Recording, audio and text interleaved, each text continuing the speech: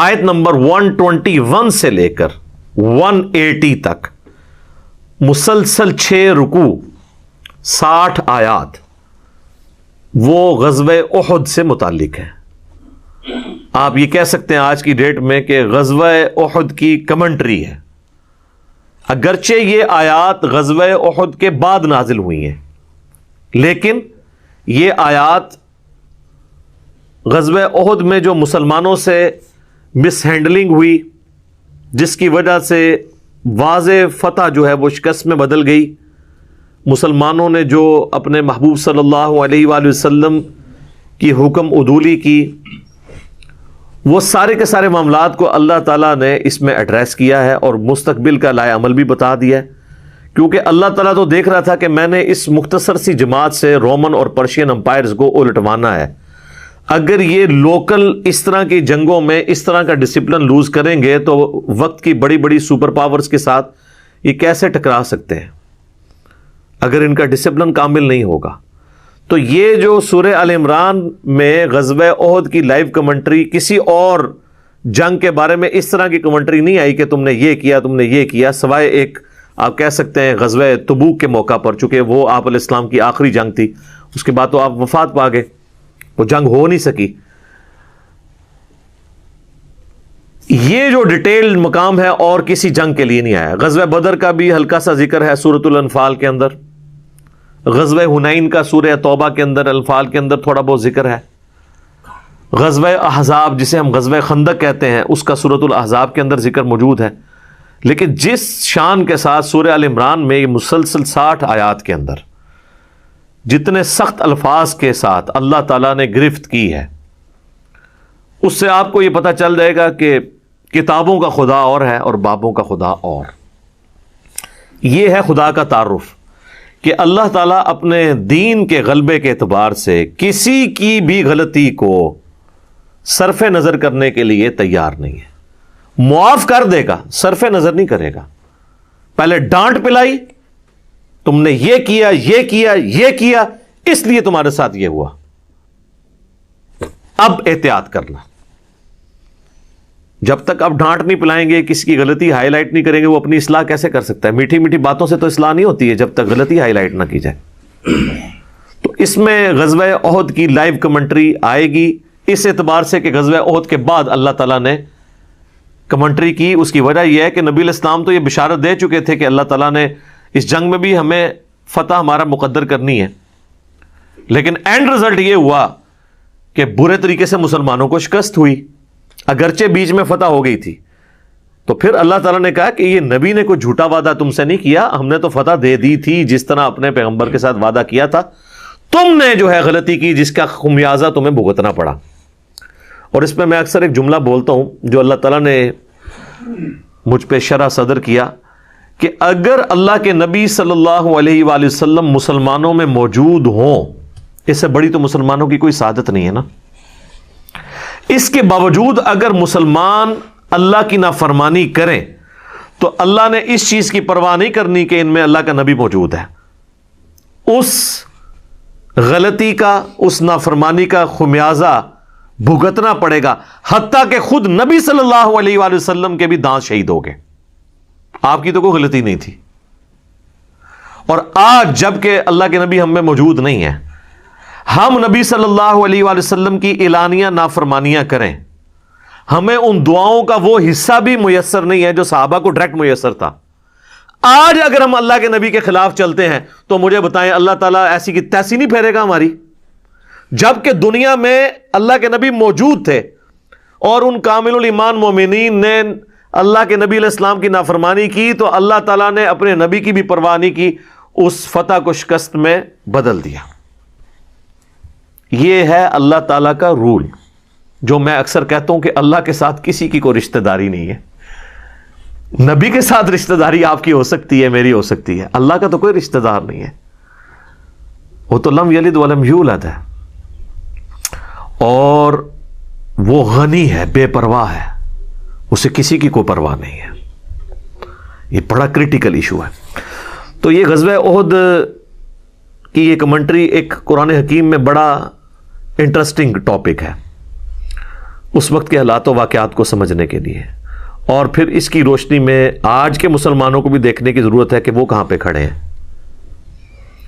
اس کا پس منظر یہ ہے کہ آپ کو پتہ ہے کہ 2 ہجری کے اندر غزوہ بدر ہوئی تھی، جو سورۃ الانفال میں ڈیٹیل سے آئے گا کہ اللہ نے اپنے نبی کے ساتھ وعدہ کیا تھا کہ 2 لشکروں میں سے ایک لشکر تمہیں میں دے دوں گا۔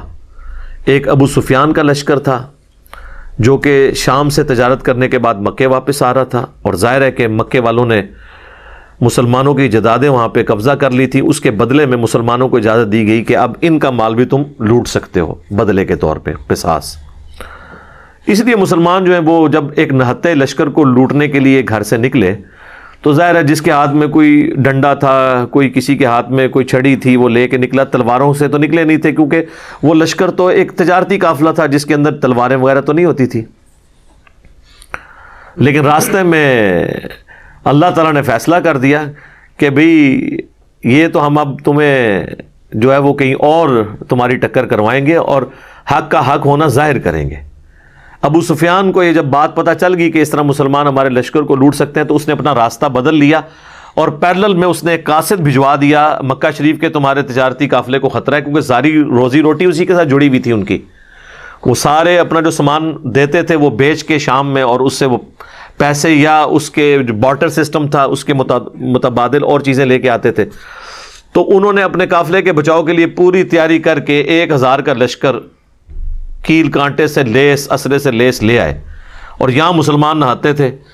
اب مسلمانوں کے سامنے آفر تھی، قرآن نے کہا کہ تمہارا تو دل تھا کہ تم تجارتی قافلے کو لوٹتے، لیکن اللہ تعالیٰ ان 313 نہتے مسلمانوں کو ٹکروانا چاہتا تھا ان 1000 اسلحے سے لیس لوگوں کے ساتھ، تاکہ اللہ تعالیٰ اسے یوم الفرقان، حق اور باطل کی جیت کا جو فرق ہے، جو حق اور باطل کا فیصلہ کر دے کہ حق جو ہے وہ اس کی جیت ہے اور باطل کی شکست ہے۔ یہ نہیں تھا کہ وہ بالکل ہی اتنے گئے گزرے تھے کہ وہ بیچارے ایک تلوار بھی گھر سے نہیں لا سکتے تھے۔ یہ جو ہمارا پریزنٹ کیا جاتا ہے نا کہ وہ شاید کو بہت غریب تھے، وہ پیچھے ریزن یہ تھی کہ وہ جو تلواریں ان کے پاس نہیں تھی، کیونکہ وہ اس نیت سے تو گئے نہیں تھے۔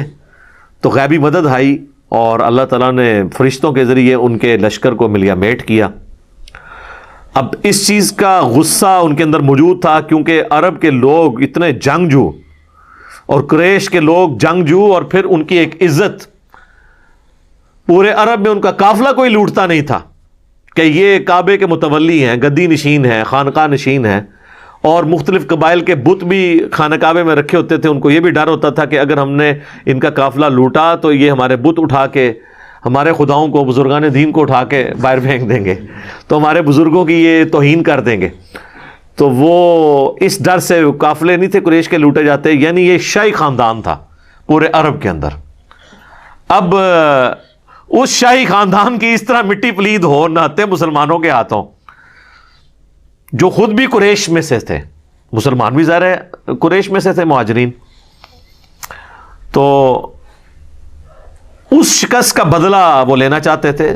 70 بڑے بڑے سردار ان کے قتل ہو گئے تھے، جس میں ٹاپ آف دا لسٹ ابو جہل بھی مارا گیا تھا بدر کے اندر۔ مکے کا کوئی گھر ایسا نہیں بچا تھا جس میں کوئی میت نہ ہو۔ 1 سال انہوں نے پوری تیاری کی کہ ہم نے یہ بدلہ اتارنا ہے۔ 3 ہجری میں پھر وہ بدلہ اتارنے کے لیے پوری تیاری کے ساتھ 3000 کا لشکر لے کے آئے وہ، اور اس دفعہ وہ آتے ہوئے عورتوں اور بچوں کو بھی ساتھ لے کے آئے کہ اگر ہم بھاگنے لگے تو ہمیں اس چیز کا ڈر ہوگا کہ ہمارے بچے اور ہماری عورتیں مسلمانوں کے ہاتھ لگ جائیں گی، تو ہمیں اس غیرت کی وجہ سے جان تو ہم دے دیں گے لیکن ہم پیچھے نہیں ہٹیں گے۔ اور اس دفعہ ان کے لشکر میں حضرت خالد بن ولید بھی شامل تھے، جو غزوہ بدر میں شامل نہیں ہو سکے تھے کیونکہ ابو جہل نے انہیں پیچھے مکے کے اندر سردار کے نائب کے طور پہ چھوڑا تھا، اور ابو جہل چونکہ اب مارا جا چکا تھا، اس دفعہ لشکر کی سربراہی جو ہے وہ ابو سفیان کے ذمے آئی۔ اب یہ اللہ کا کرنا ہے کہ بعد میں حضرت ابو سفیان نے بھی، حضرت خالد بن ولید نے بھی، دونوں نے اسلام قبول کر لیا رضی اللہ عنہما وعلیہم السلام۔ تو لیکن اس وقت تک ظاہر ہے کہ اسلام دشمنی ان میں موجود تھی، بلکہ بدر کے اندر ہی صرف ابو جہل آیا، باقی جتنے جنگیں مشرکین عرب کے ساتھ مسلمانوں کی ہوئی ہیں، ایک غزوہ حنین کو چھوڑ دیں آپ، باقی سب میں لیڈر جو ہے وہ کفار کی طرف سے ابو سفیان ہی تھا، چاہے وہ احد ہو، چاہے خندق ہو، یا صلح حدیبیہ والا ایشو ہو، تو اب وہ بدلہ لینے کے لیے آ رہے تھے. اب مسلمانوں میں یہاں پہ مشورہ شروع ہو گیا. اب نبی صلی اللہ علیہ وآلہ وسلم کی ذاتی خواہش یہی تھی کہ ہمیں مدینے کے اندر رہ کے نا مدینے کا دفاع کرنا چاہیے، جس طرح کہ بعد میں غزوہ خندق کے موقع پر کیا. چونکہ میثاق مدینہ بھی یہودیوں سے ہوا تھا، تو ہمیں ایک عددی برتری بھی حاصل ہو جائے گی کہ مدینے پہ اگر مشرکین عرب نے حملہ کیا تو یہودی بھی ہمارے ساتھ مل کر ہمارا ساتھ دیں گے، کیونکہ وہ معاہدے کے اندر تو بندھے ہوئے تھے.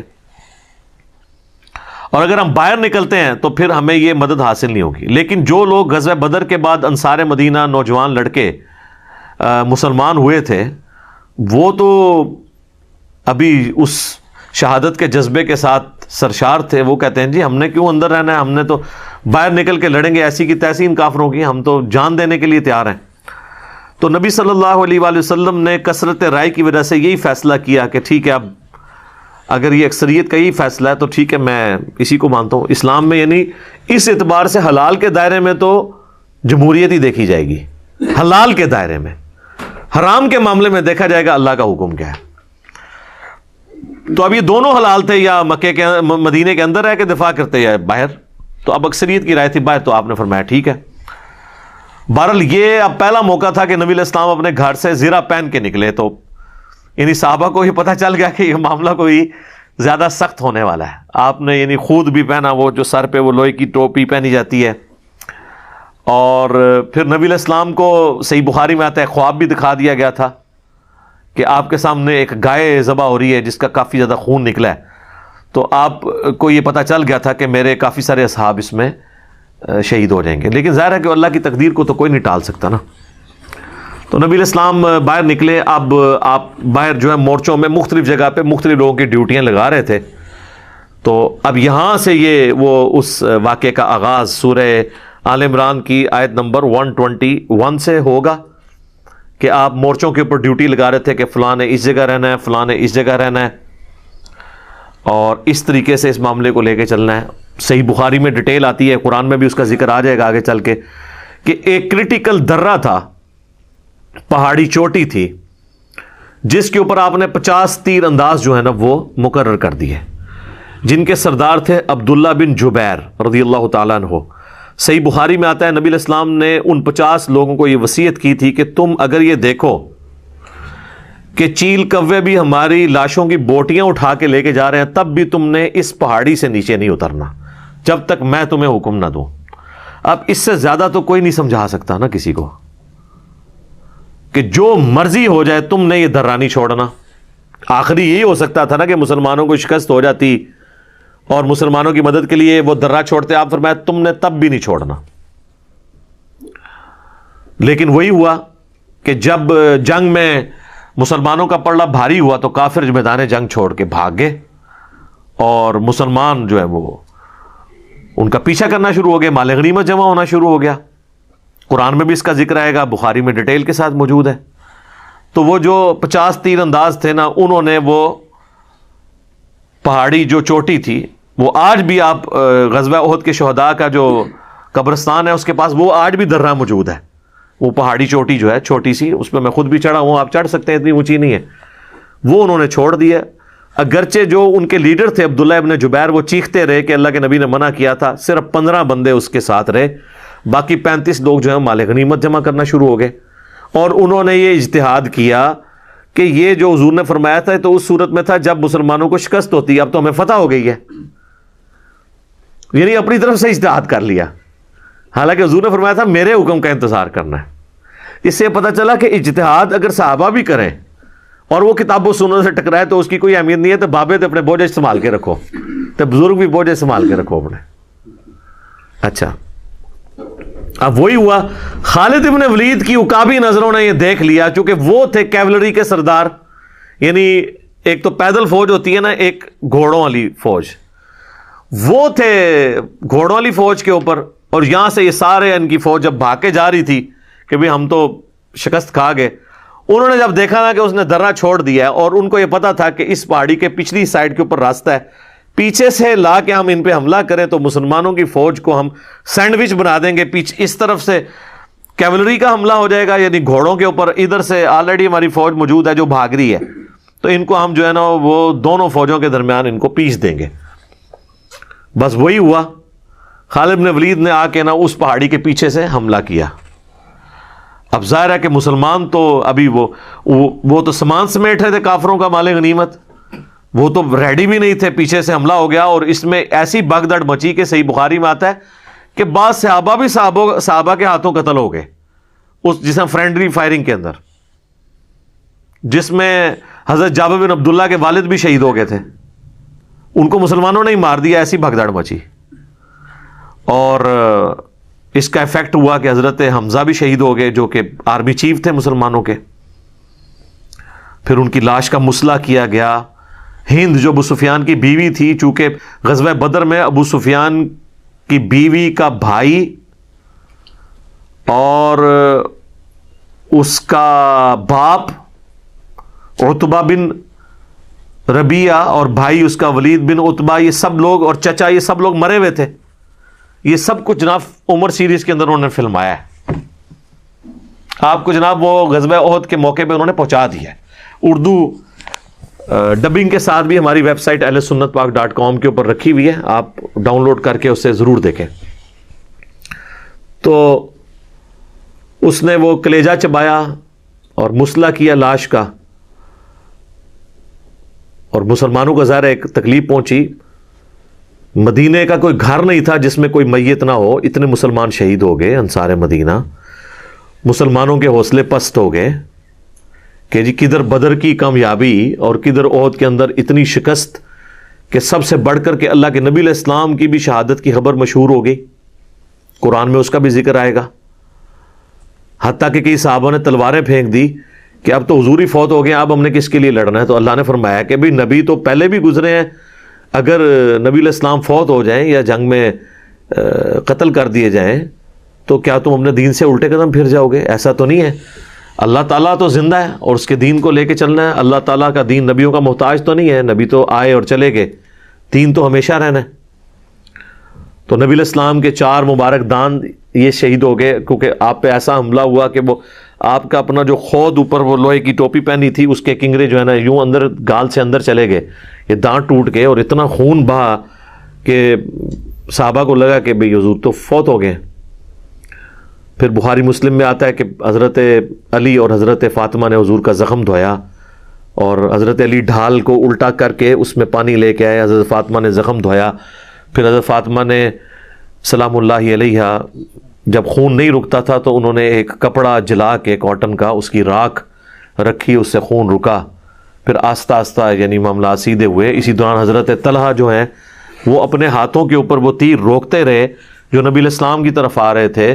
ان کے ہاتھ جو ہے وہ ایک شل ہو گیا. پوری زندگی ان کا ایک ہاتھ یعنی ان کا نہیں تھا، اسی میں ہی ہوا اور جنت کما لی انہوں نے. اسی طریقے سے کئی انصاری صحابہ جو ہیں وہ حضور کو بچاتے بچاتے شہید ہو گئے یکے بعد دیگرے. اور پھر اسی دوران نبی علیہ السلام نے اور چند اصحاب نے جو آپ کے ساتھ تھے، حضرت ابو بکر، عمر، عثمان تو نہیں تھے. حضرت عثمان تو اس بھگدڑ میں جو ہے وہ فتنے کا شکار ہو گئے. فتنہ پنجابی والا نہیں، عربی والا، آزمائش کا. حضرت ابو بکر، عمر اور علی اور باقی چند سینئر صحابہ 12 کے قریب جو تھے حضور کے ساتھ تھے. تو پھر آپ پہاڑ کی طرف چڑھ گئے اور ادھر خالد بن ولید تو کہنے لگا کہ بھئی اب کام ان کا ختم ہی کر جائیں تاکہ مسئلہ ختم ہو جائے. ابو سفیان نے کہا کہ نہیں، یہ پہاڑ کے اوپر ہے، ہم اگر ان کا پیچھا کریں گے، یہ اوپر سے صرف پتھر بھی مارنا شروع کریں تو ہمیں نقصان ہو سکتا ہے. ہم نے بدلہ لینا تھا، لے لیا. تو پھر وہ واپس چلے گئے. پھر حضور علیہ السلام نے صحیح بخاری میں آتا ہے بعض اصحاب کو پیچھے بھیجا کہ تم نے جا کے اب ان کا تعاقب کرنا ہے، ایسا نہ ہو یہ پھر پلٹ کے واپس آ جائیں. تو اور یہ بھی ایک بہادری کی علامت تھی. پھر وہ پیچھا کرنے والے اصحاب میں بڑے بڑے صحاب حضرت علی اور باقی لوگ تھے جو پیچھے تک گئے. ان کے لیے بھی قرآن میں پھر اللہ تعالیٰ کی طرف سے آیا کہ یہ لوگ تھے جنہوں نے حضور کا ساتھ دیا اور کافروں پہ رعب ڈال دیا. پھر وہ واپس مڑ کے انہوں نے دیکھا نہیں ہے. اور بہرحال اس میں کئی غلطیاں ہوئیں جس کا خمیازہ پھر مسلمانوں کو بھگتنا پڑا. حتیٰ کہ جو حضور علیہ السلام کے دانت شہید ہوئے اس وقت آپ علیہ السلام کی مبارک زبان سے بھی ایک بات نکلی کہ اللہ ایسی قوم کو کیسے ہدایت دے سکتا ہے جنہوں نے اپنے نبی کا چہرہ خون سے رنگ دیا. تو اللہ تعالیٰ نے سب سے پہلے جب گرفت فرمائی تو اپنے محبوب کے اوپر فرمائی لیس لک من الامر شیء، اے نبی آپ کو کوئی اختیار نہیں ہے کسی معاملے میں، اللہ چاہے تو ان کو معاف بھی کر دے۔ اور وہی خالد بن ولید جس کی وجہ سے حضور کے داں شہید ہوئے، اسی مبارک زبان سے خالد بن ولید کے لیے سیف اللہ کا لقب ملا اور وہ مسلمان بھی ہو گئے۔ تو یہ سارا میں نے ایک بلو پرنٹ آپ کے سامنے رکھ دیا ہے۔ اب آپ یہ آیات ہم جلدی جلدی کور کریں گے تو آپ کو اندازہ ہو جائے گا کہ میں نے جتنی باتیں بتائی ہیں آلموسٹ اس میں سکیٹرڈ فارم میں موجود ہیں۔ بہرحال اس میں ایک بہت بڑا اور واقعہ بھی ہوا تھا کہ عبداللہ ابن ابی جو منافق تھا وہ اپنے ساتھ لشکر لے کے الگ ہو گیا بیچ میں سے۔ مسلمان یعنی جو ان میں سے آپ سمجھ لیں کہ ان کی ایک اعتبار سے کمر ہی ٹوٹ گئی، ٹھیک ہے، کہ وہ اپنے لوگوں کو لے کے سائڈ پہ ہو گیا، ٹھیک ہے۔ تو ان کا ذکر بھی اللہ تعالیٰ نے اشارتاً اس میں کیا ہے، ان منافقین کا جنہوں نے مسلمانوں کی جمعیت کو نقصان پہنچانے کی کوشش کی۔ بہرحال اللہ تعالیٰ نے مسلمانوں کو اوورآل ایک فتح دی اور اس اعتبار سے کہ اپنا وعدہ پورا کیا، لیکن بعد میں اپنی غلطی کی وجہ سے ان کو ایک آزمائش سے بھی گزرنا پڑا۔ تو یہ بڑا ضروری تھا کہ اللہ تعالیٰ اس کے اوپر مسلمانوں کی دل جوئی بھی کرتا، غلطی کو ہائی لائٹ کرتا، لیکن ظاہر ہے کہ تمام دل دکھے ہوئے تھے، اور ظاہر ہے کہ جن لوگوں نے بدر کی فتح دیکھی تھی، احد کی شکست سے کئی لوگوں کے ایمان بھی متزلزل ہو گئے ہوں گے۔ تو اس اعتبار سے ضروری تھا کہ اللہ تعالیٰ ان ساری چیزوں کو ایڈریس کرتا۔ تو عبداللہ بن ابی کا وہ جو 300 کا لشکر لے کے لادہ ہوا تھا اس کا ذکر بھی اس کے اندر موجود ہے۔ پیچھے پھر 700 کے قریب مسلمان رہ گئے۔